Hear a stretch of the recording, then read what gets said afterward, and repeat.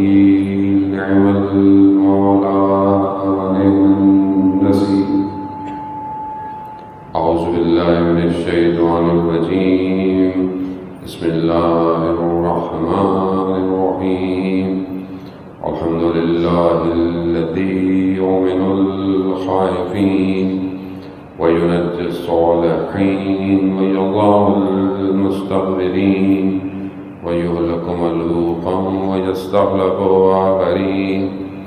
والصلاة والسلام على رسول ثقلين محبوب رب المشرقين والمغربين جد الحسن والحسين نبينا سيدنا أبي القاسم محمد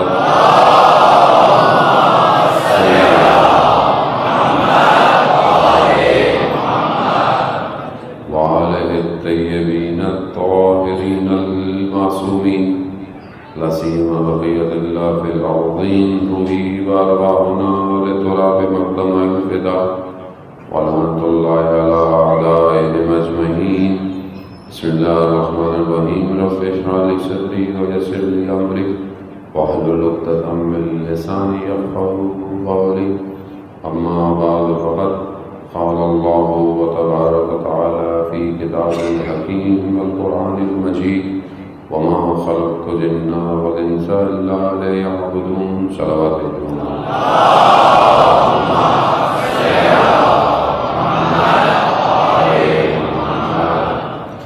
عزاداران شہید و شہداء یوم عزا کی دوسرے عشرے کا آخری خمسہ جو ہے وہ اس کی دوسری مجلس خداوند متعال کی بارگاہ میں شکر گزار ہیں کہ پروردگار نے یہ توفیق عطا فرمائی کہ ہم اس کا ذکر کریں اور ان کا ذکر کریں جس کا پروردگار نے ذکر کیا ہے.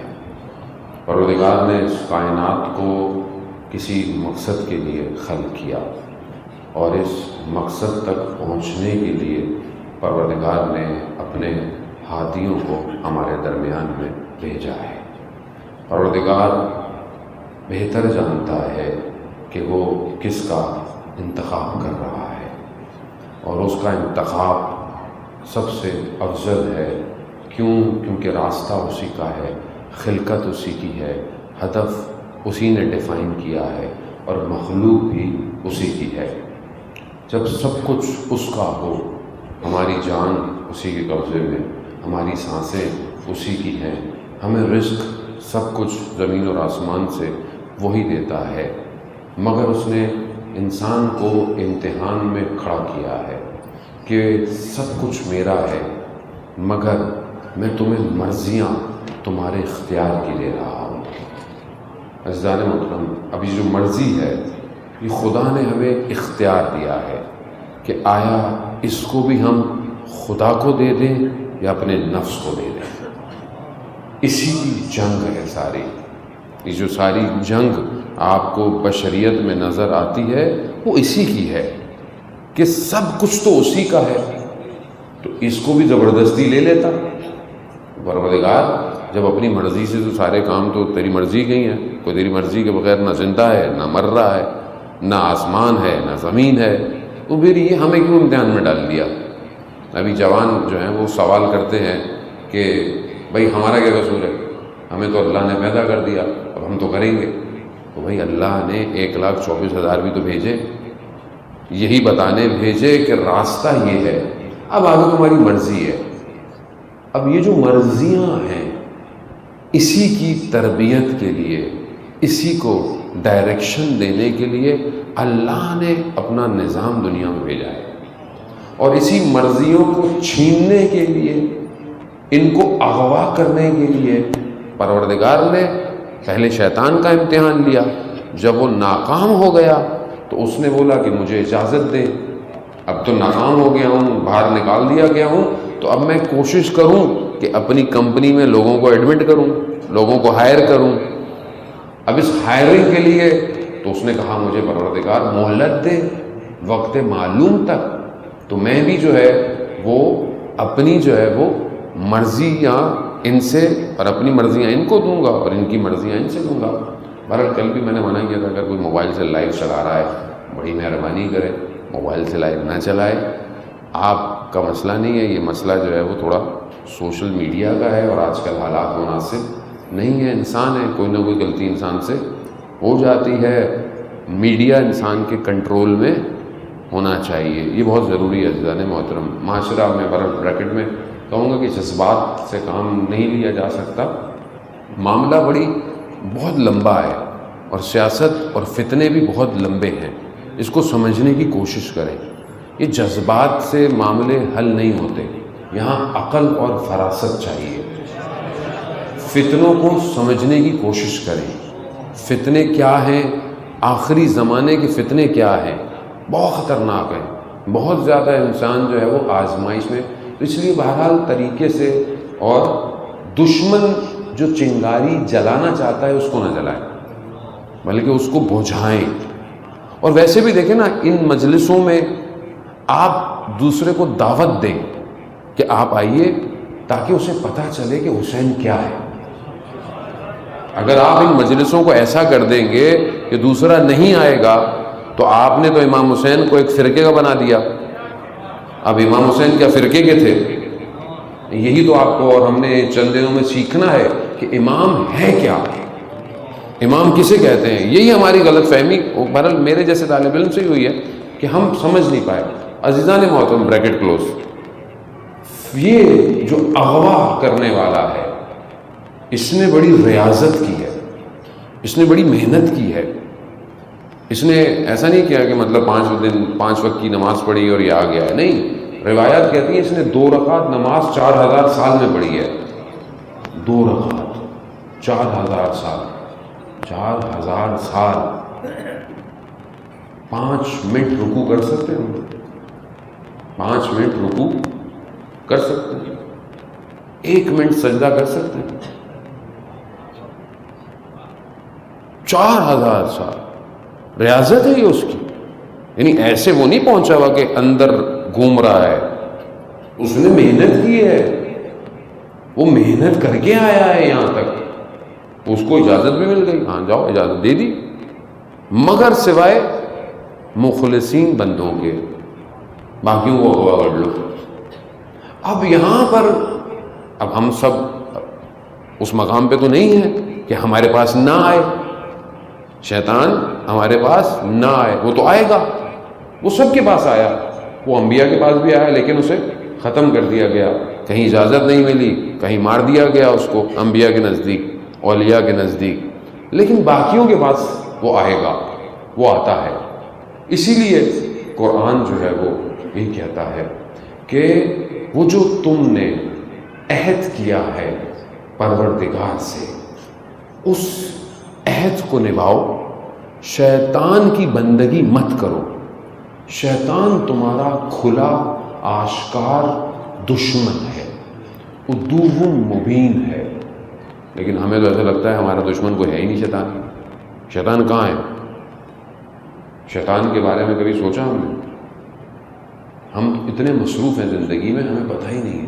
عزیزان محترم، جہاں رحمان کی طاقت ہے اور اس جہان کو چلا رہی ہے، وہاں شیطان اپنی پوری طاقت کے ساتھ اسی جہان میں اپنا کام انجام دے رہا ہے. اسی کو سمجھنا ہے کربلا پہنچنے کے لیے. یہ سمجھ میں نہیں آئے گا تو ہم ڈفرینشیٹ نہیں کر سکتے. مد مقابل دشمن کا ہونا ضروری ہے. کیوں؟ اگر سامنے آپ کے پلیئر نہیں ہے تو آپ کوئی بھی گیم نہیں کھیل سکتے. کھیلنے کے لیے، کھڑے رہنے کے لیے سامنے کوئی ہو. تو اس شیطان کو پہچانے کہ جس نے اتنی ریاضت کی ہے وہ ہمارے آباء و اجداد سے واقف ہے. میرے دادا کیا تھے، پردادا کیا تھے، ان کی کمزوریاں کیا تھیں. اسی لیے وہ میرے سارے نقائص کو جانتا ہے اور مجھے گرانا چاہتا ہے. ہر لمحے پوری کوشش کرتا ہے. وہ کوئی موقع نہیں چھوڑتا کہ مجھے کسی طریقے سے. اور پہلا کام اس کا مایوسی ہے کہ جوان کے ذہن میں یہ مایوسی ڈال دے کہ ساری رات تو تم یہ دیکھتے رہے، اب تم فجر کی نماز پڑھو. خود انسان شرمندہ ہو جاتا ہے، مطلب میں نماز پڑھوں گا، میرے عمل اچھے ہیں. پہلا حربہ اس کا یہی ہے.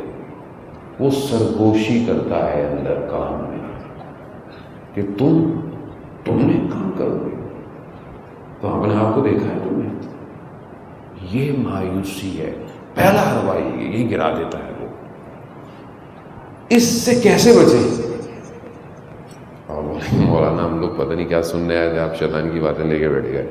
عزیزان محترم، بہرحال شیطان سے تو بچنا تو ہے، اصل دشمن وہی ہے. یہ باقی جو آپ کو نظر آتے ہیں نا، یہ سب اسی کے کارندے ہیں. کارندوں پہ آپ لوگ بہت خوش ہوتے ہیں، میں نے نوٹ کیا ہے. اصل پہ ٹینشن نہیں ہے، کارندوں پہ بڑے خوش ہوتے ہیں. یہ کچھ بھی نہیں ہے، وہ بہت اپنی پیچیدہ اور اپنی گھمبیر پلاننگ کے ساتھ روئے زمین پر اپنا کام کر رہا ہے. اس نے کسی کو نہیں چھوڑا. ہر جگہ، ہر تاریخ کے اوراق میں پہنچا ہوا ہے، ہر نبی کی امت کے سامنے کھڑا ہوا ہے. آگے ایسا لے کر جاتا ہے، انسان کو محسوس ہی نہیں ہونے دیتا. فرعون کو کہاں پہنچا دیا اس نے؟ انا ربکم الاعلی، میں تمہارا رب ہوں، میں تمہارا رب ہوں. نمرود، میں حیات دیتا ہوں، میں مارتا ہوں، یہاں پہنچا دیا اس نے. مگر بھول گیا کہ آگے خدا نے جو اپنا نظام بنایا ہوا ہے، یہ وہ واحد نظام ہے کہ جو شیطان کے اس سسٹم سے باہر نکالے گا. یاد رکھیے عزیزان محترم، کوئی بھی چیز شیطان کی اس پلاننگ سے باہر نہیں نکال سکتی سوائے امام کے. امام کیوں؟ کیونکہ امام اس کی پلاننگ سے واقف ہے. جہاں یہ اپنے آپ کو بہت طاقتور سمجھتا ہے، اس سے زیادہ دسترس کائنات پہ امام کی ہے. امام، اب آپ سوچیں شیطان کہاں کہاں ہے، کہاں کہاں ہے؟ ہر بندے کے ساتھ ہے، ہر بڑی بڑی قومیں، ملک، ظلم، طاقت، کرپشن، چوری، جھوٹ، زنا، یعنی ہر جگہ ہے. سوچیں کتنی بڑی پاور میں ہوگا، کتنا بڑا لشکر ہے اس کا.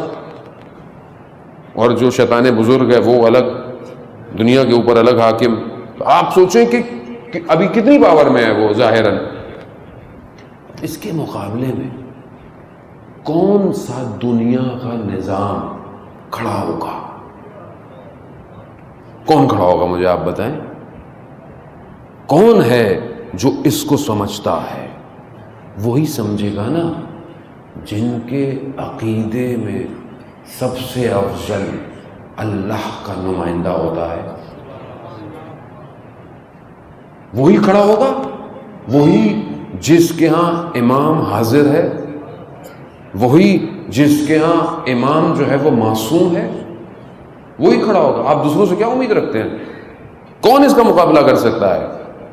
کون اس کو جو دھوکہ دے رہا ہے پوری دنیا کو، اسے کون بچا سکتا ہے؟ کوئی بچا سکتا ہے دنیا کا سسٹم؟ نہیں بچا سکتا. وہ شیخ انصاری کا واقعہ آپ نے منصور سنا ہوا ہے کہ ان کے شاگرد کے خواب میں شیطان کو دیکھا. کیا دیکھا؟ کہ شیطان نے بڑی بڑی رسیاں، چھوٹی چھوٹی رسیاں، دھاگے، بڑے بڑے جو جہازوں کے ہینگر ہوتے ہیں جس کو ڈالے جاتے ہیں، بحری بیڑے پانی میں کھڑے ہوتے ہیں، وہ سب شیطان کے پاس ہے. کہا یہ کیا ہے؟ کہا یہ لوگوں کو اپنے قبضے میں اپنے اغوا کرنے کے لیے. کیسے کیا؟ کہتے جتنا جو کمزور ہے اس کو اتنا ہی ہلکا سا دھاگا ڈال دو آ جاتا ہے، ہلکی سی زنجیر ڈال دو آ جاتا ہے. تو وہاں یہ جو اتنی سب سے بڑی زنجیر یہ کیا ہے، کس کی ہے؟ کہا یہ تمہارے استاد کی تھی. کہا میرے استاد کی؟ کہتا ہاں وہ بھی توڑ دی. یعنی آپ سمجھ نہیں رہے علماء کو یہ کس کے مقابلے میں کھڑے ہوئے ہیں. ابلیس آسان ہے. ہمارے یہاں تو ڈیفینیشن میں ہے ہی نہیں ابلیس، کیونکہ ہمارے یہاں ماشاءاللہ سارے ہی سب ہی، تو آپ کہاں ڈھونڈیں گے اس کو؟ اور کچھ تو ایسے ہیں کہ جن سے شیطان نے بھی ہاتھ جوڑ لیے تھے. ہاں اب بہرحال حالات ایسے ہیں کہ بہت زیادہ انسان گفتگو بھی نہیں کر سکتا. کیوں؟ کیونکہ شیطان نے بولا تو ہم سے بھی بہت بڑے نکلے، اب ہم کیا کریں؟ اب وہ کیسے توڑے انہوں نے، کیسے توڑا انہوں نے؟ تو یہ اپنے استاد کی خدمت میں گئے اور انہوں نے اپنا خواب بتایا. کہا کہ ہاں صحیح کہا، کہا کہ میں چند دن سے میرے گھر میں فاقہ تھا اور میرے پاس پیسے نہیں تھے، مگر کچھ وجوہات خمس تھا، تو میں نے سوچا کہ میں اس سے قرض لے لوں، نہ کہ کھا جاؤں، قرض لے لوں اور کل آئیں گے اس میں ڈال دوں گا، امانت ہے، امام کی امانت ہے، قرض لے لوں۔ کہتے ہیں میں نے اٹھائے اور گیا، میں بازار تک پہنچا، دکان تک پہنچا، مجھے خیال آیا اگر میں مر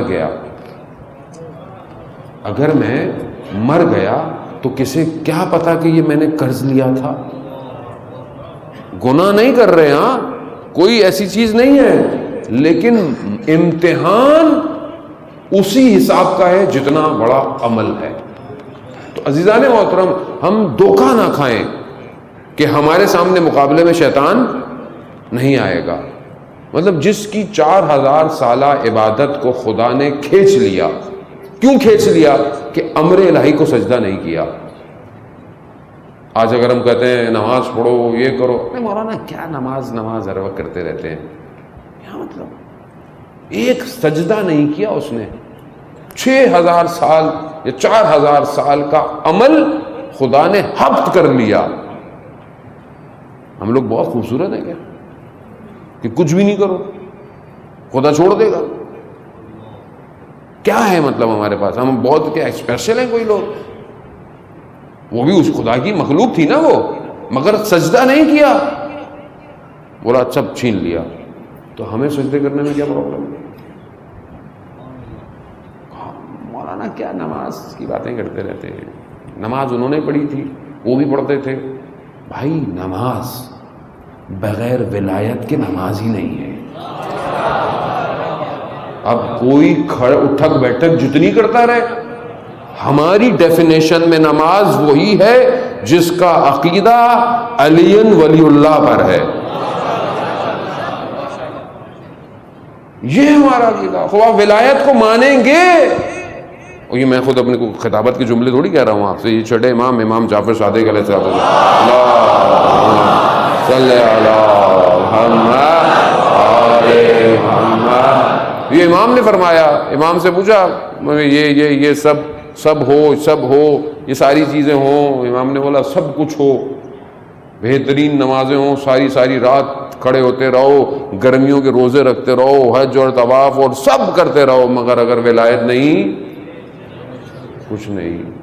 اچھا کیوں ہے یہ ولایت؟ مطلب کہ یہ بھی صرف مطلب ہم اس لیے بولتے ہیں کہ ہمیں اچھا لگتا ہے؟ نہیں، پروردگار نے اس نظام کو بنایا اس لیے ہے کہ انسانیت کی بقا ہو، یہ اس کا بنایا ہوا نظام ہے، آپ اسے کیوں ٹکر لے رہے ہیں خام خواہ بار بار؟ یعنی خدا کے مقابلے میں آؤ گے تو کیا ہوگا؟ نہ دنیا نہ دین۔ امام کو پہچانے عزیزان محترم، جب آپ امام کو پہچانیں گے تو اس سے امام سے دور کرنے والے دشمن کو بھی اسٹڈی کریں۔ آج ہمارے وقت کا امام جو کہ پردہ غیبت میں ہے، آج شیطان اس کو روکنے کے لیے، اس تک پہنچنے کے لیے کیا کر رہا ہے؟ کس کی ذمہ داری ہے یہ؟ پہلے پرکھیں تو صحیح کہ آج کے شیطان کی اسٹریٹجی کیا ہے، آج شیطان کیا ڈیزائن کر رہا ہے، کیا ڈیزائن کیا اس نے آج ہمارے لیے۔ اس کو آپ بڑے کینوس میں دیکھیں۔ میں اس لیے کہتا ہوں کہ آپ دور اندیش ہوں، چھوٹی چھوٹی چیزوں پہ رپلائی مت کریں، اس سارے پزلز کو جوڑا کریں جو دنیا میں ہو رہا ہے، تو آپ کو پتہ چلے گا کہ دشمن اور شیطان کا نقشہ کیا ہے آج۔ یعنی بابصیرت ہونا چاہیے شیعہ کو۔ شیعہ اتنا چھوٹا اور اتنا ہلکا نہیں ہو کہ ذرا سی بات پہ تیش میں آ جائے اور یہ آ جائے۔ دیکھیں کہ دنیا میں کیا ہو رہا ہے، کتنی اس کی پلاننگ ہے، کیا اس نے کیا ہے آج، کس طرح وہ ایک امام کو روکنا چاہ رہا ہے۔ چلیں واپس چلیں تاریخ میں، دوبارہ فلیش بیک جو ہوتا ہے نا ہمارے یہاں، اچانک سے ایک الگ سے کھل جاتا ہے اور پرانی چیزیں چلنا، فلیش بیک۔ ایک شخص امام 12 آئے ایک غیبت میں، باقی آئے ایک امام۔ سب سے کم امام کو امامت کب ملی؟ امام زمانہ کو ملی، لیکن اس سے پہلے جب امام تھے کتنے سال میں امامت ملی ہے؟ 7 سال۔ 7 سال کے ظاہراً تو بچہ ہے، 7 سال کے بچے سے حکومت کو، اس پوری حکومت کو کیا خطرہ ہے؟ کیا خطرہ ہے مجھے آپ بتائیں؟ یہ بچہ ہے نا، چھوڑ دو. نہیں، ہم سمجھے ہی نہیں. ہم نے کبھی پڑھا ہو تو ہمیں سمجھ میں آئے. ہمیں بڑے ائمہ کی زندگیوں کو پڑھا ہو کہ ہر امام نے کتنی زحمت اور کیا کیا وظیفے انجام دیے. ہر امام نے اپنے دور میں جو کیا کیا. کتنی کتابیں پڑھی ہم نے. پھر ہوم ورک، روز ہوم ورک دوں گا، آخری دن پوچھوں گا بھی صحیح. ہم نے اپنے ائمہ کے اوپر کتنی کتابیں پڑھی ہیں؟ کتنے امام ہیں؟ سب کو پتہ ہے، 12. ابو کا نام، امام کے والد کا نام پتہ ہے، والدہ کا نام تھوڑا اوپر نیچے ہو سکتا ہے، ولادت شہادت پتہ ہے. باقی کیا ہے؟ باقی کیا ہے؟ مولانا ہم کیا کریں؟ ممبر سے جو بولتے ہیں ہمیں تو وہی آتا ہے. بھائی سنی سنائی باتوں پہ سنی ہو جاؤ گے، پڑھ کر آؤ. جب آپ پڑھ کر آؤ گے تو جو آپ کے پاس سامنے آئے گا نا وہ بھی پڑھ کے آئے گا. جب اسے پتا ہے کہ یہ پڑھتی نہیں ہے قوم تو وہ بھی آتا ہے، جو دل چاہتا ہے کہہ دیتا ہے. آپ بھی واہ واہ کرتے چلے گھر چلے جاتے ہو. اب پڑھ کر آؤ. ائمہ پر اب اتنا تو دیکھیں، حق بنتا ہے نا ہمارا کہ اپنے ائمہ علیہ الصلوۃ والسلام کے بارے میں کوئی ایک کتاب کا مطالعہ کریں یا نہیں کریں. ابھی جو ہے میں کچھ بولتا نہیں ہوں، میرے ساتھ مسائل بھی بہت سارے ہیں، بریکٹ کو بھی بڑا بریکٹ بھی کرنا پڑتا ہے. واٹس ایپ کے میسج آپ پڑھوا لیں ہم سے، فیس بک کے اسٹیٹس پڑھوا لیں ہم. کون سے کرکٹر نے، کون سے فٹ بالر نے، کون سے ایکٹر نے کیا کیا سب پتہ ہے ہمیں، سب پتہ ہے. انسٹاگرام کی کتنی آئیڈیاں کس کی ہیں سب پتہ ہے. یہ پڑھوائیں آپ، صبح شام ہمیں پڑھواتے رہیں آپ، کوئی ٹینشن ہی نہیں ہے ہمیں. بھائی ادھر جو انسٹاگرام چلے گا اوپر، وہاں یہ فلٹر کام نہیں آئیں گے. وہاں جو اندر ہوگا نا وہی فلٹر ہوگا. یہاں تو 10 فلٹر ہیں انسٹاگرام کے کہ بندہ ملتا ہے بولتا تصویر میں تو کوئی اور تھا، یہ کون آ گیا سامنے میرے. اتنی فلیش اور اتنی لائٹیں ہیں. جان محترم، ظاہر کو بنانے میں ہم اتنے اچھے ہیں، باطن کو کب صاف کریں گے؟ ہم باطن کو اب صاف کریں گے. یہ جو ملائکہ ہیں، یہ جو دوسری مخلوقات ہیں، یہ ظاہر کو دیکھ کے نہیں اترتی ہیں، یہ باطن کو دیکھتی ہیں کہ اس کے دل میں عشق امام کتنا ہے. تو عزیزان محترم، کتاب کا مطالعہ کریں. کوئی ایک آدھ کتاب، 14 ستارے تو سب کے گھر میں ہوگی، وہی ایک ہی کتاب ہے. جبکہ اس کے علاوہ کتنی کتابیں پرنٹ ہو چکی ہیں پتہ ہی نہیں ہے. تو میں آپ کو ایک کتاب ہوم ورک میں دے رہا ہوں، آپ ابھی نہیں، بے شک پورے محرم میں پڑھ لیجیے گا. 250 سالہ انسان ایک کتاب ہے. 250 سالہ انسان یعنی ایک ہی انسان ہے جو 250 سال زندگی کر رہا ہے. اول محمد، اوسط محمد، آخر محمد. اللہ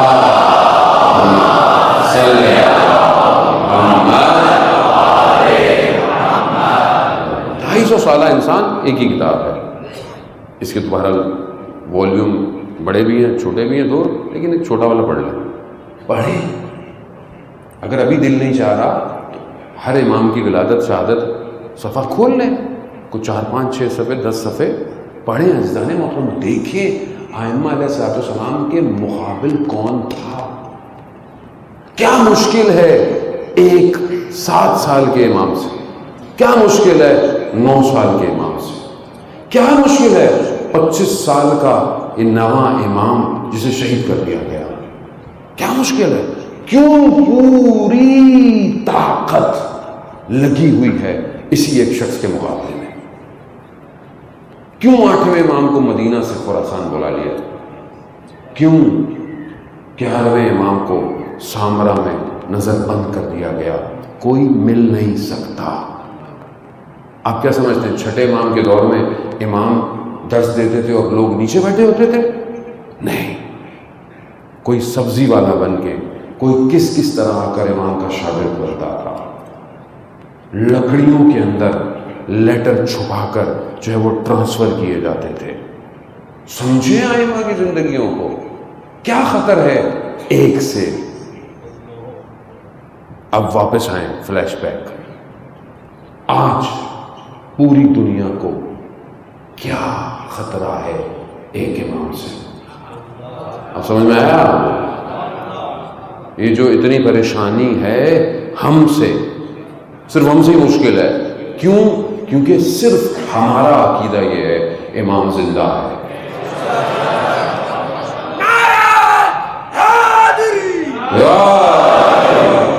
ہم سے خطرہ ہے۔ جن کیا پیدا ہوں گے، وہ جو پیدا ہوں گے دیکھ لیں گے، وہ کہتے ہیں جن کیا آئے گا، جن کیا موجود ہے، خطرہ ان سے ہے کہ یہ تیار ہوگی کون؟ تو کیسے روکیں گے؟ کیسے روکیں گے؟ انہوں نے دیکھ لیا نا کہ یہ اربعین میں یہ کروڑوں لوگ سب چھوڑ کے جو ہے وہ چل رہے ہیں۔ کیوں چل رہے ہیں؟ 61 ہجری پہلے ایک آیا تھا کربلا، 61 ہجری پہلے، اس وقت اس کے لیے کروڑ ہیں، اور جو آج کا حسین ہے وہ آ گیا۔ عزیزان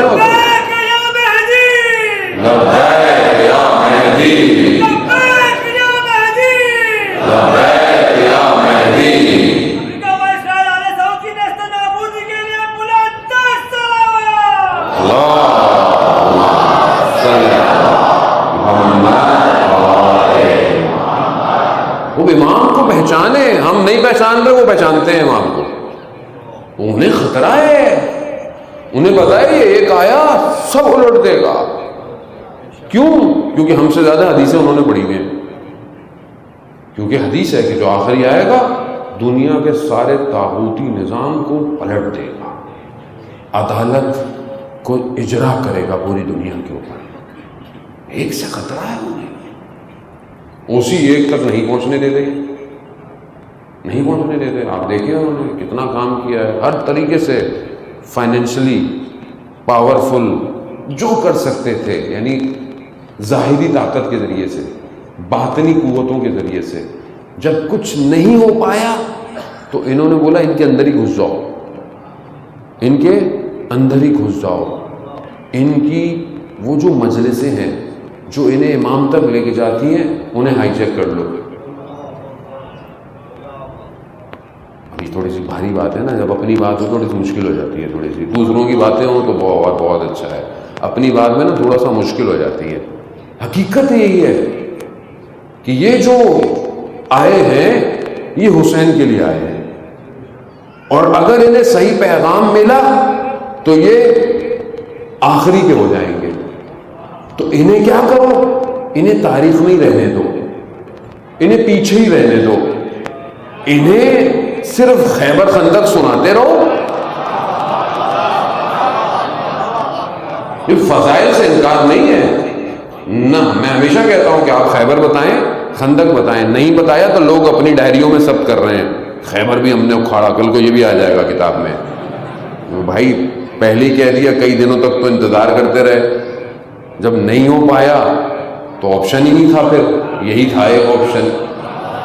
تو یہ بتائیں، آپ بتائیں، لیکن صرف وہیں رکھو، صرف پرانی باتیں، پرانی چیزیں یہاں نہیں لاؤ، آگے نہیں لاؤ۔ یہ آگے آئے تو بیدار ہو جائیں گے،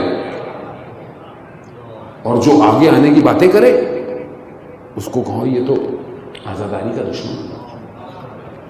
اچھا ہم بھی مان گئے، یار مولانا جو ہے بس تبلیغیں کرتے رہتے ہیں، ان کا کوئی کام نہیں ہے، کیا کریں؟ اور کوئی کام دے دیں وہ جا کے کر لیتے ہیں۔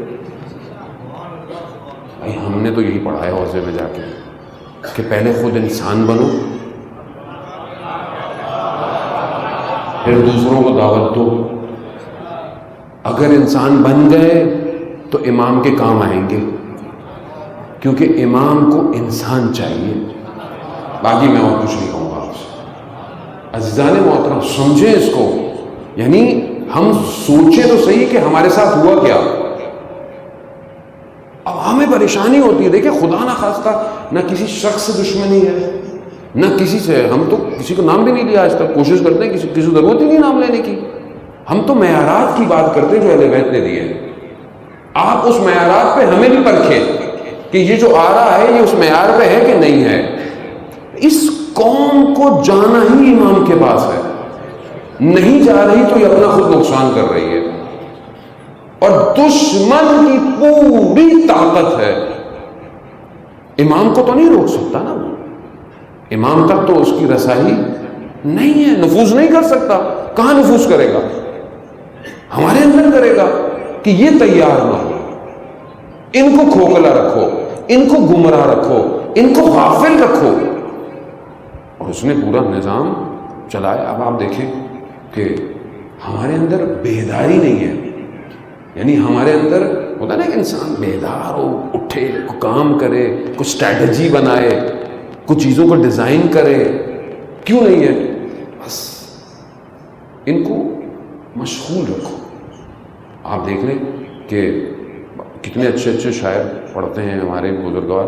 یہ شاعر جیسے انہوں نے کہا نا کہ بھائی ہمارے ہاتھ میں علم ہے، مجھے بم سے کیا ڈر اور فتنوں کو میں دبا دوں گا. مطلب یہ بیداری والا شعر ہے. کتنے شعر ایسے ہوتے ہیں ہمارے یہاں، کتنے شعر ایسے ہوتے ہیں ہمارے یہاں. یعنی یہ شاعروں کی ذمہ داری ہے. میں 1 گھنٹہ تقریر کرتا رہوں وہ کمال نہیں کر سکتا جو ایک مصرع کر سکتا ہے. تو وہ بیدار کرنا، لیکن بیدار نہیں کرو، سلائے رکھو، سو جائے. عزیزان محترم سمجھیں آج کے دور میں امام تک کون سی طاقتیں روک رہی ہیں. عزیزان مجھے پتا دنیا کے جو بھی حالات ہوتے رہے ہمیں تو اپنے کام پہ گفتگو کرنی ہے، کیونکہ ہمیں بہرحال امام کو حاضری دینی نہیں ہے. حاضر ہیں ہم، امام کے آگے حاضر ہیں. امام تک ہماری گفتگو پہنچ رہی ہے. امام، میں نے کل آپ کو زیارت جامع کبیرہ کا جملہ بیان کیا، رحمت موصولہ ہے. یعنی یہ جتنی دنیا کی رحمتیں ہیں یہ سب جتنی بھی جمع ہو جائیں یہ پھر بھی 1% ہے. صلوات پہ محمد والا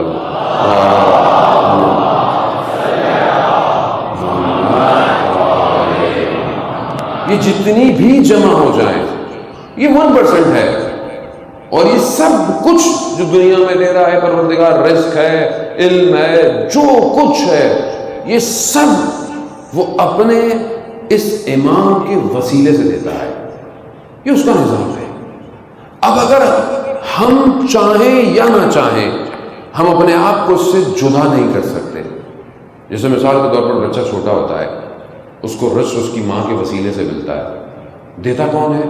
خدا.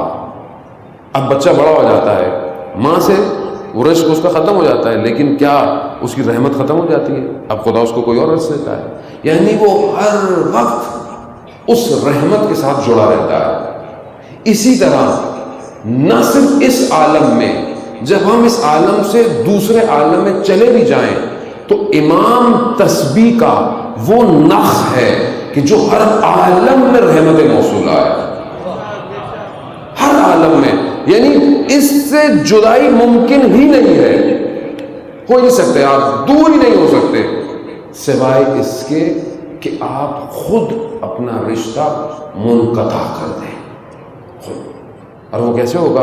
کہ آپ ان کی ولایت کا خدا نخواستہ انکار کر دیں اور کس کی ولایت میں جائیں؟ دوسرے سسٹم کی. کس کا سسٹم ہے؟ شیطان کا. قرآن یہ 2 چیزیں واضح بتا رہا ہے، یا شیطان کی عبادت کرو یا پھر اس صراط مستقیم کی. ہمارے پاس اپنے یہ ہے امام. اب اگر ہمیں یہ سمجھ ہی نہیں آئے کہ آج کل کے اس دور میں امام سے دور کیسے کیا جا رہا ہے، انفرادی طور پہ اور اجتماعی طور پہ، اور خاص طور پہ یہ جو میڈیا ہے یہ کس نے بنایا ہے، یہ ہمیں پتہ ہونا چاہیے. یہ جو ہم اتنی چیزیں اپلوڈ کرتے رہتے ہیں ہر وقت فری میں اپلوڈ کرتے ہیں نا، پیسے تو نہیں لیتا وہ آپ سے. کیوں فری ہے سب کچھ؟ کیوں فری ہے؟ یہاں تو پانی کا گلاس تو فری نہیں دیتا. کوئی کاغذ لکھنا ہو، جو پیپر ہے آپ چھوٹی سی میموری کارڈ موبائل کا لیں، وہ بھی 200-250 کا آتا ہے، چھوٹا سا میموری کارڈ، اس کی تھوڑی کیپیسٹی ہو، اتنا ڈیٹا اپلوڈ، چاہے مجلس کرنی ہو، چاہے نوا کرنا ہو، چاہے کچھ بھی کرو، اپلوڈ کرتے رہو، انلمیٹڈ اپلوڈ. یہ سرور کون ہے؟ یہ کس کے پاس ہے؟ یہ ڈیٹا کون کنٹرول کر رہا ہے؟ کس کے پاس اتنی بڑی بڑی ہارڈ ڈسکیں ہیں؟ کہاں رکھی ہوئی ہیں دنیا میں؟ یہ کہاں رکھی ہیں؟ کون سیو کر رہا ہے؟ کون آپ کی آئی ڈیوں کو چیک کرتا ہے؟ صرف آپ کی آئی ڈی چیک نہیں ہوتی، آپ جس مشین سے، چاہے وہ موبائل ہو، چاہے وہ ٹیبلٹ ہو، چاہے وہ لیپ ٹاپ ہو، اس کا ایڈریس مشخص ہے.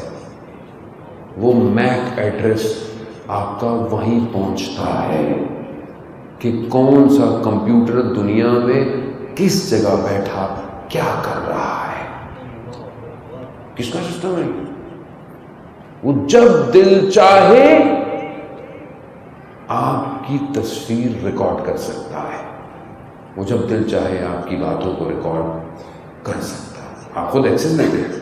آپ کوئی بھی اپلیکیشن انسٹال کرتے ہیں، وہ کیا پوچھتا ہے؟ Camera, contact, mic, data, gallery, access دے رہے ہیں آپ کو پتہ ہی نہیں، آپ تو اوکے دبا دیتے ہو، بس جو بھی فری میں آ رہا ہے بھائی لے لو، سب لے لیتا ہے. میں ماں باپ کی ویڈیو دیکھ رہا تھا، اور ویسٹرن ماں باپ، یعنی وہاں کے، نہ ہمارے والے، ان کی ویڈیو تھی. انہوں نے جو ہے وہ اس کا جو ہے وہ انکشاف کیا. کہا کہ ہماری بچی چھوٹی 7 سال کی، اس کو ٹیبلٹ یوز کرتی ہے وہ ماں باپ کو، تو کہا وہ گیم کھیل رہی تھی، تو اچانک سے گیم کے درمیان میں ایڈ آتے ہیں، آپ کو بتائیں. تو وہ ایڈ اتنا خطرناک تھا، بچی نے آ کے مجھے بتایا. تو میں یعنی 7 سال کی بچی اگر وہ چیز دیکھے، یعنی میں بھی بیان نہیں کر سکتا، اتنا خطرناک تھا، انہوں نے بتایا. تو اس ماں نے کہا کہ میں یہ گیم کھیل کے دیکھتی ہوں کہ یہ ایڈ کیوں آتا ہے. کہا میں 45 منٹ کھیلتی رہی، وہ ایڈ نہیں آیا. پھر میرا شوہر واپس آیا، میں نے ان کو دکھایا، وہ بھی دیکھتے رہے، ایڈ نہیں آیا. تو کہہ رہا ہمیں سمجھ میں نہیں آئی. ہم نے دوبارہ بچی کو دیا، ویسی بچی نے لیا، چند سیکنڈ گزرے تو دوبارہ وہی ایڈ آ گیا. بولا ہماری سمجھ میں نہیں آئی یہ ماجرا کیا ہے. تو پھر جو تھوڑا اسٹڈی کیا تو سمجھ میں آیا یہ ایپلیکیشن تصویر دیکھ کر اشتہار چلا رہی ہے. کن خوابوں میں بیٹھے ہم لوگ، کن خیالوں میں ہے. دیکھ کر، یعنی شخصیت کو دیکھ کر اس کو کیسے خراب کرنا ہے. آواز کو سن کر، ابھی میں بیٹھا ہوا کبھی کبھی مجلس پڑھ رہا ہوتا ہوں، اب موبائل خود ہی آن ہو جاتا ہے. کون؟ Siri, hi how can I help you. میں نے پوچھا ہی نہیں اس سے. کچھ ورڈز ایسے ہیں کہ وہ سینسٹیو ہے، خود آن ہو جاتا ہے. یہ مذاق نہیں ہے عزیزان محترم، یہ پوری دنیا کا ڈیٹا. آپ لائک کس کو کرتے ہیں، کس کو لائک کرتے ہیں، آپ کی خواہشات کیا ہیں، آپ کو پسند کیا آتا ہے، آپ کیا کھاتے ہیں، کیا پیتے ہیں، کس چیزوں کو آپ شیئر کرتے ہیں، سب آپ کی شخصیت ان کے سامنے کھلی ہوئی ہے، کتاب. اسی طرح پوری قوم ان کے سامنے کھلی ہوئی ہے. آپ کیا سمجھتے ہیں وہ چورن بیچ رہے ہیں؟ وہ لوگ، انہوں نے لوگ بٹھائے ہوئے ہیں جو ہر قوم کو اسٹڈی کرتے ہیں. بیٹھے ہوئے ہیں، وہ دیکھتے ہیں فتنہ کیسے ایجاد کرنا ہے، لڑائیاں کیسے کرنی ہے، تباہ کیسے کرنا ہے، برباد کیسے کرنا ہے، اخلاقی برائی کیسے. آج جو معاشرے میں برائی ہے ہمارے، یہ جو اتنے ہمارے یہاں طلاقیں ہو جاتی ہیں، شادی ہوتی نہیں طلاق کیوں ہو جاتی ہے؟ ذہن کہیں اور. متدین لوگ جو اپنے آپ کو دیندار کہتے ہیں، وہ بھی اپنی خلوت میں بربادی کا شکار ہے. متدین نماز بھی پڑھتا ہے، سب کرتا ہے، لیکن اس کی ایک اور شکل ہے جسے اس کا موبائل جانتا ہے اور خدا جانتا ہے۔ ہم خطرناک آگ ہے، آگ۔ اب اس کو نہیں پہچانے، کیا کریں؟ اس کا کنٹرول کریں۔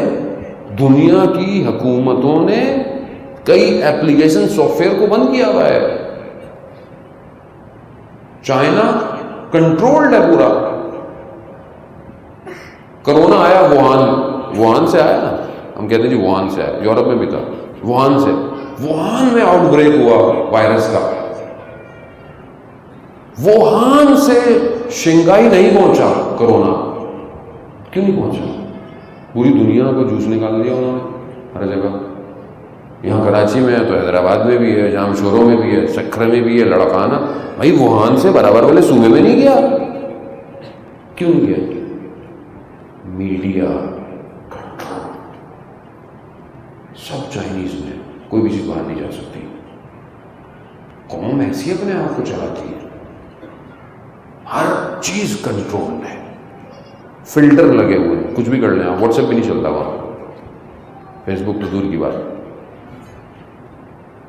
ہم سب کھلا ہوا ہے ہمارا، برباد۔ ہر موبائل میں نیٹ فلکس،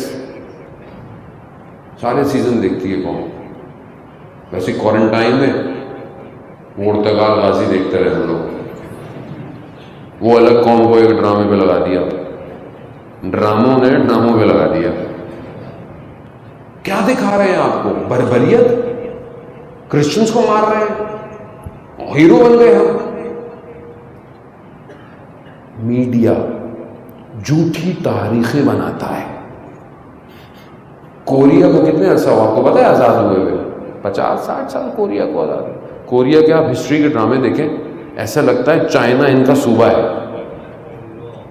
بادشاہت، طاقتیں، لشکر، تاریخ بنائی ہے۔ سمجھنے کی کوشش کریں، اس وقت سب سے بڑا دشمن یہ ہے جو پیچھے سے چل رہا ہے، سامنے نہیں آئے گا یہ آپ کے کبھی بھی۔ یہی نفوذ کر چکا ہے ہمارے اپنے ٹی وی ڈراموں کے اندر، سارے پروگرام کے اندر۔ سمجھیں مشکل کس سے ہے؟ کیوں آج دشمن یہ چاہتا ہے کہ یہ جوان، اس کا اخلاق، اس کا کردار خراب ہو؟ کیوں دشمن چاہتا ہے کہ آج ہماری ماؤں بہنوں کی عفت پہ دھبے آئیں؟ کیوں چاہتا ہے؟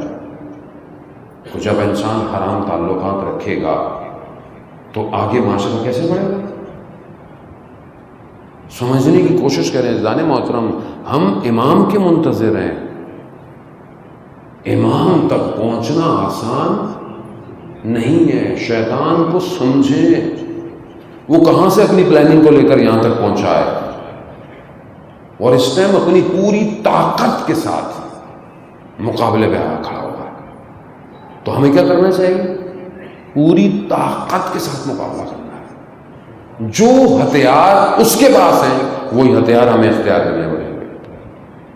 آج میڈیا اگر سائبر ورلڈ ہے تو آج آپ کو اس ہتھیار کو سیکھنا پڑے گا۔ آج آپ کو پتا ہو ایپلیکیشن کیا بنے گی، کیسے بنے گی، ٹویٹر پہ ٹرینڈ کیسے چلے گا، کیسے ہم اپنی قوم کی تربیت کر سکتے ہیں میڈیا کے ذریعے سے۔ کون رائٹر ہے، کون فوٹوگرافر ہے، کون صحیح طرح میسج کو ڈیزائن کرے گا، کیونکہ قوم یہی دیکھ رہی ہے۔ اب آپ چھوڑا ہمیں اس سے کیا، مولانا کن چکروں میں لگا رہے ہیں آپ؟ جانے محترم میرے پاس تو یہی چکر ہے سر، کیونکہ ذمہ داری ہے۔ وقت کے دشمن کو سمجھیں۔ یہ نظام وہی فرعونیت کا ہے جو حضرت موسیٰ کے دور میں تھا۔ کیا تھا؟ قرآن کیا کہتا ہے کہ مردوں کو مار دو اور ان کی عورتوں کو اسیر بنا دو، اور بچوں کو ذبح کر دیتا تھا۔ کیوں؟ جانتا تھا قوم کو کیسے غلام بنایا جاتا ہے۔ آج کیا کر رہا ہے؟ آج شاید وہ ویسے نہیں مار رہا، لیکن شعور کو مار رہا ہے۔ عزت مار رہا ہے، خودداری مار رہا ہے، غیرت مار رہا ہے. اور ماؤں بہنوں کو حجاب کر دو، حجاب کر دو. کہاں؟ گلی محلے میں نہیں، فیس بک پہ، انسٹاگرام پہ. گھروں کی چار دیواری کو گرا دو. کہاں زمانہ تھا کہ لوگ نکاح نہیں کرتے تھے، کسی کا دروازہ کھلا ہوتا تھا، چھت پہ نہیں چڑھتے تھے کہ نگاہ پڑ جائے کسی کے گھر. اسلام کے فقہی قانون ایسے ہیں کہ اگر آپ چھت پہ بھی چڑھے تو آپ اپنے ہمسائے کو بتا کے چڑھے. دروازہ کھلا ہو احکام ہے کہ اس کے گھر میں جھانکنا نہیں ہے تم نے. آج کیا ہو گیا؟ رجب علی خیاط کہ بیٹا کہتا ہے کہ میں بابا کے ساتھ سڑک پہ جا رہا تھا، میں نے دیکھا کہ ایک بے حجاب بالوں کو کھلا سڑک پہ جا رہی ہے، بابا اسے دیکھ رہے ہیں. میں نے بابا سے کہا بابا آپ تو ہمیں کہتے ہیں کہ نامحرم کو نکاح نہیں کرو اور آپ دیکھ رہے ہیں. کہا جو میں دیکھ رہا ہوں وہ تم نہیں دیکھ سکتے. کہا کہ یہ آگ اپنے ساتھ جہنم کی لے کے جا رہی ہے اور جو بھی اسے دیکھے گا وہ بھی جہنم میں جا رہا ہے. ہمیں سمجھ میں نہیں آ رہا. ہمیں سمجھ میں آتا ہے کہ شاید ہماری بیٹی اور بہن اپنی کوئی چیز اپلوڈ کر رہی کہ کوئی نہیں دیکھے گا. دنیا دیکھ رہی ہے. عزیزان محترم، میں اس سے زیادہ اسٹریس آپ کو نہیں دوں گا، لیکن سمجھنے کی کوشش کریں.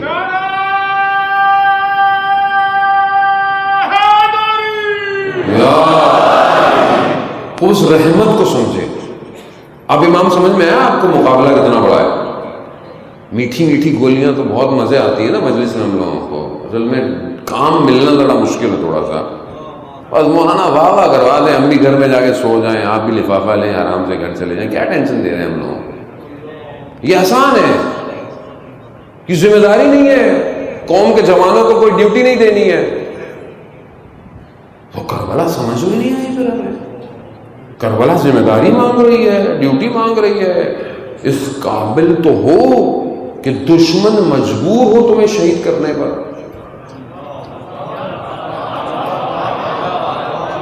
کہ انہیں بولا کہ اب اس کو روک نہیں سکتے، مارو. نہیں روک سکتے، مارو. مگر بھول گیا کہ یہ مرے گا تو اور بڑا ہو جائے گا، یہ اور پرواز کرے گا، یہ اور بلند ہو جائے گا. کیوں؟ کیونکہ یہاں موت حیات ہے.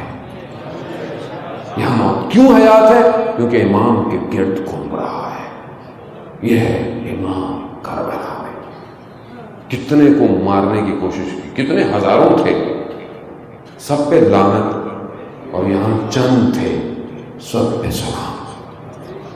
یا لیتنی کنت معہم، کاش آپ کے ساتھ.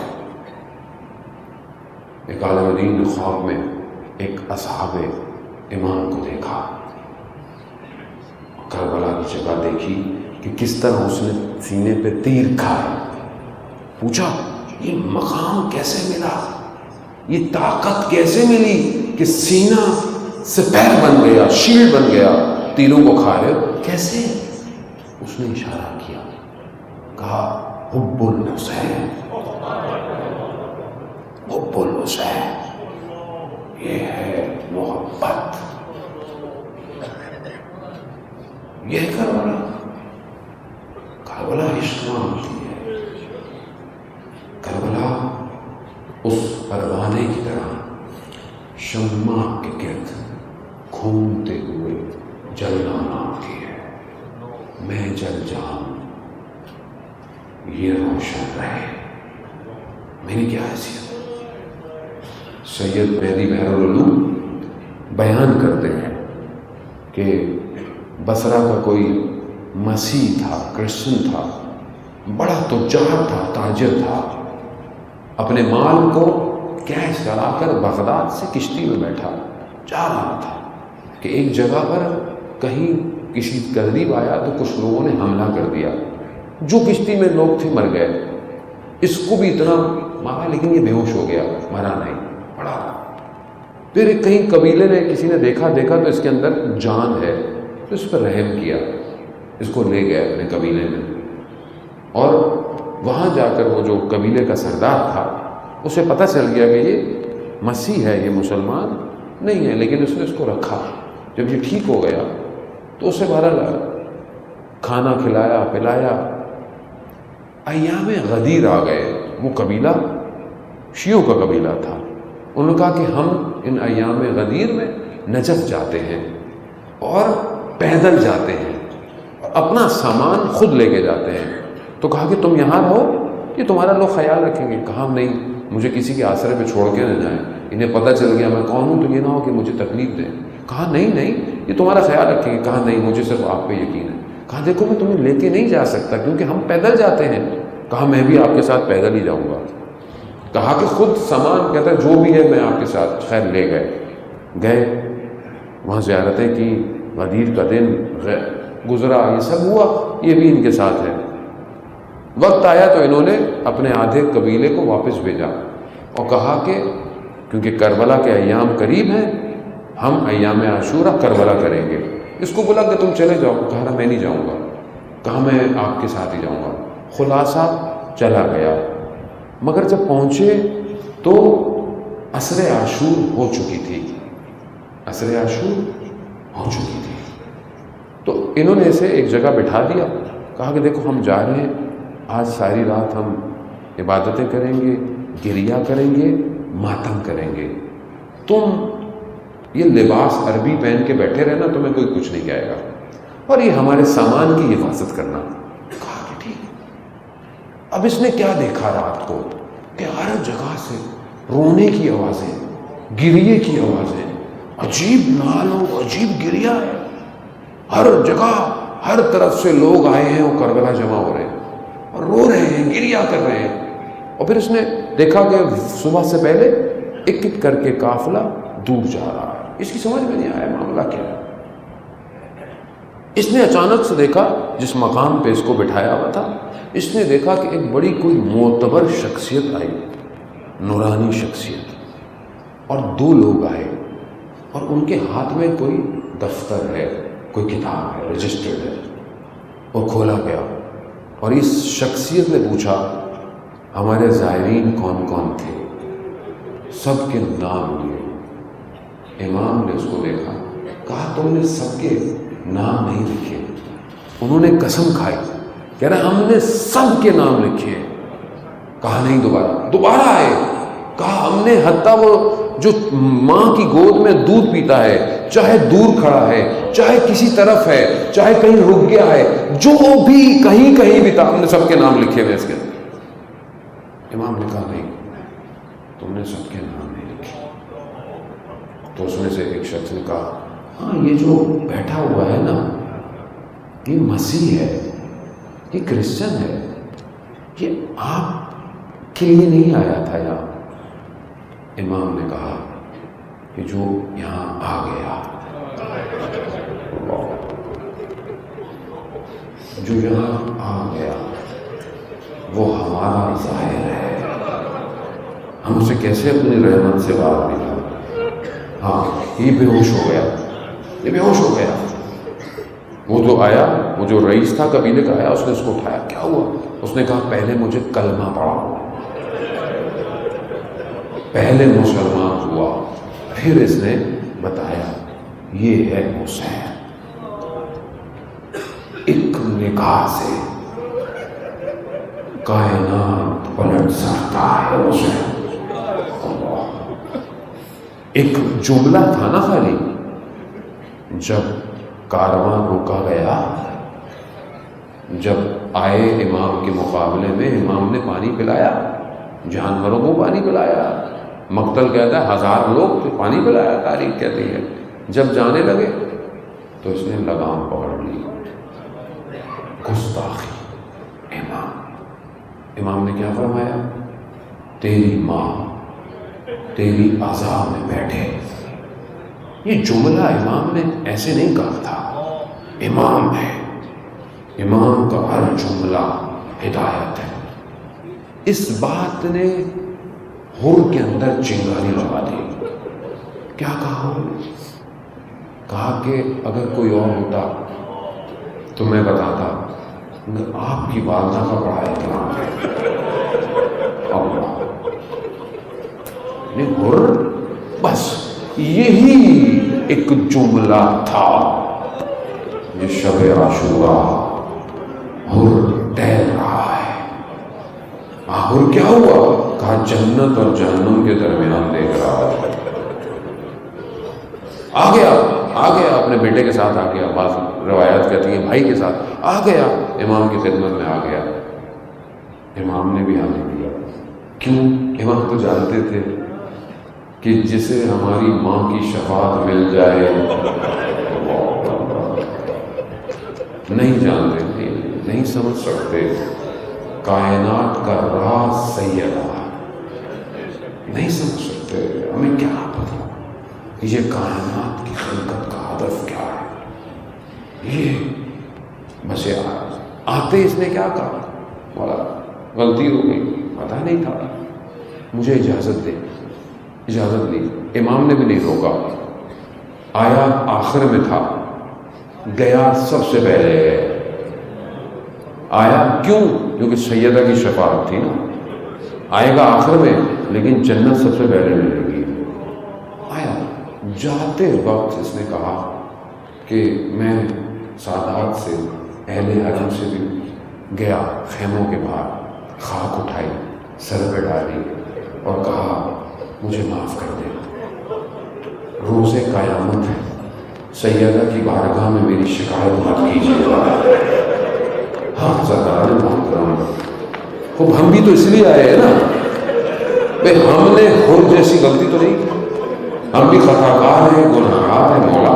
لیکن آپ جب بلا لیتے ہیں تو اب کیا مجال کہ کوئی غلط کام کرے جا کے. تو مولا ہمیں بھی معاف کر دیں اپنی ماں کے صدقے میں. ہاں عزاداران محترم پہنچ گیا، لڑا. آپ نے سنتے رہے، سنا آپ نے مسائل مشکلات، یہ ساری چیزیں سنتے رہے. مذکور میرا کچھ اور ہے گفتگو کا. وقت بہت تیزی سے آگے کی طرف بڑھ رہا ہے. بس چند راتیں ہیں عزیزان محترم، پتہ نہیں زندگی کا کب رونا نصیب ہو نہ ہو. شاید روتے روتے ہی دنیا سے چلے جائیں اور اس عالم میں شفاعت ہو جائے ہماری. یہ آنسو ہی تو سب کچھ، اور ہمارے پاس کوئی چیز خالص نہیں ہے میرے پاس. شاید یہی ذاکری اور نوکری مجھ بچا لے. یہی ہے وہ عالم دین جو کاشان کا تھا. آیت اللہ شمس الدین بیان کرتے ہیں کہ کاشان کا عالم دین تھا. ہمارے محرم میں مجلسیں پڑھتا تھا. ایک خاتون بوڑھی آئی، کہا کہ میری یہاں بھی مجلس پڑھ دو. تو اب ان کے پاس ٹائم ہی نہیں تھا، صبح بھی رات کو بھی. تو انہوں نے کہا میں اس بوڑھی خاتون کو منع کروں گا اچھا نہیں ہے، میں ایسا ٹائم بتاتا ہوں کہ یہ مجھ سے مجلس نہیں پڑھائیں. ایسا ٹائم بتاتا ہوں. تو کیا کہا میرے پاس دوپہر کا وقت ہے. تو اس خاتون نے کہا اس سے اچھا تو وقت ہی کوئی نہیں ہے. کہتا ہے میں کہہ چکا تھا. کہتا ہے میں روز جاتا تھا، کچھ خواتین بوڑھی بیٹھی ہوتی تھی، میں تھوڑے سے فضائل اور میں مسائل پڑھتا تھا اور آ جاتا تھا. روز عاشوراء میں ساری مجلسیں صبح پڑھتا تھا سب، اور باقی شام خالی چھوڑ دیتا تھا. اس خاتون کو بتانا بھول گیا کہ دوپہر کو مجلس نہیں پڑھوں گا، صبح پڑھوں گا. میں آیا، ظہر کی نماز پڑھی، تھوڑی دیر استراحت کے لیے لیٹا، آنکھ لگ گئی. جیسی آنکھ لگی تو خواب میں سیدہ آ گئی. یہ صرف جملے نہیں ہوتے یہ جو کہے جاتے ہیں کہ بی بی تشریف لاتی ہیں، آتی ہیں عزیزان محترم، آتی ہیں. بی بی آ کے کہتی ہیں اے ذاکر، تو نے اس بوڑھی خاتون کو کیوں نہیں بتایا کہ تو صبح مجلس پڑھتا ہے؟ کہتا میں ایک دم اٹھ گیا، میں ہڑبڑا کے اٹھا، گرمی شدید تھی، میں دوڑتا ہوا اس گھر کی طرف جا رہا. میں نے دیکھا وہ بڑھیا گھر سے نکلتی ہے، گلی کنارے آتی ہے، پھر گھر جاتی ہے، پھر آتی ہے. میں نے کہا کہ جب اس نے مجھے دیکھ لیا ہے تو گھر کیوں نہیں جا رہی؟ میں جیسے ہی پہنچا اس بوڑھی عورت نے کہا اے ذاکر کہاں تھا؟ سیدہ مجلس میں آئی ہوئی ہے. وہ عالم فرماتے ہیں کہ جس کو میں نے خواب میں دیکھا، ارے یہ بوڑھی عورت آنکھوں سے دیکھ رہی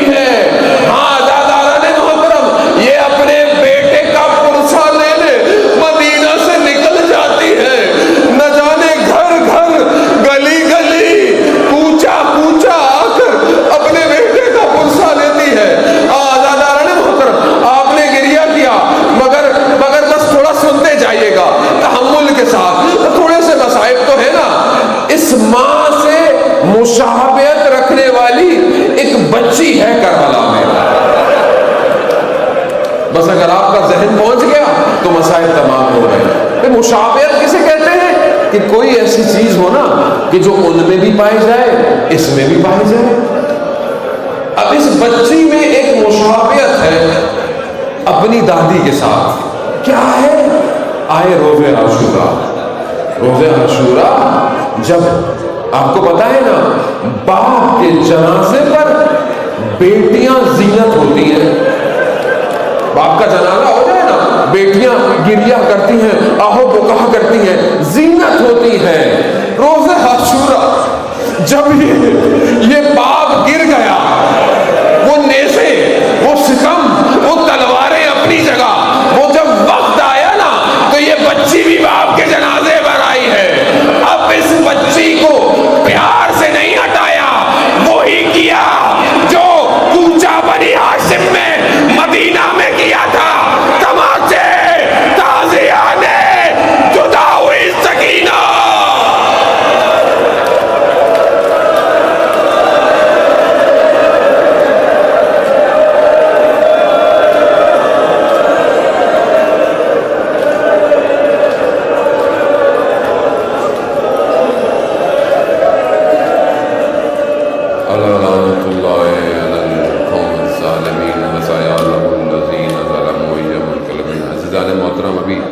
انجمن ادا کی طرف سے شب عزا ہے, انجمنیں آئیں گی, ماتم کریں گی. ماتم میں بھی سیدہ کو ان کے لال کا پرسہ دیں. ماتم حسین.